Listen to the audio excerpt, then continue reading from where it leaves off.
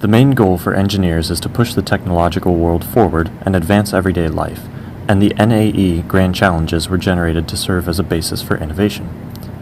Ever since the dawn of computers, consumers and corporations have been chasing after better technology to solve problems more effectively.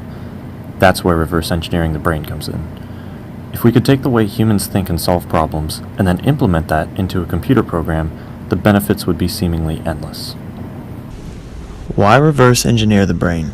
It allows for a deeper understanding of neurological disorders and how to treat them. Neurological disorders may someday be circumvented by technological innovations that allow wiring of new materials into our bodies to do the job of lost or damaged nerve cells. Implanted electronic devices could help victims of dementia to remember, blind people to see, and crippled people to walk. Also, the big one, we can revolutionize machine learning algorithms and computer vision through improving the performance of artificial neural networks.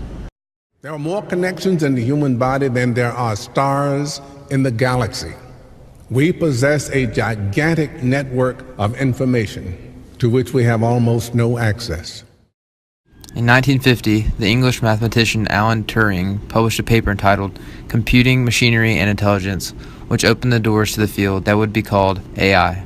From there, researchers have hoped to discover the rules that the brain's visual system uses to process information.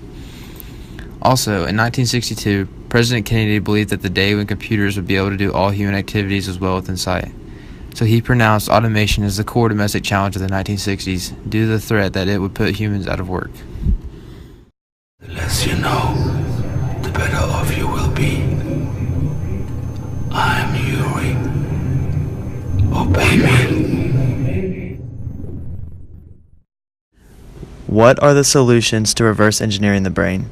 Well, finding solutions to this challenge is another problem.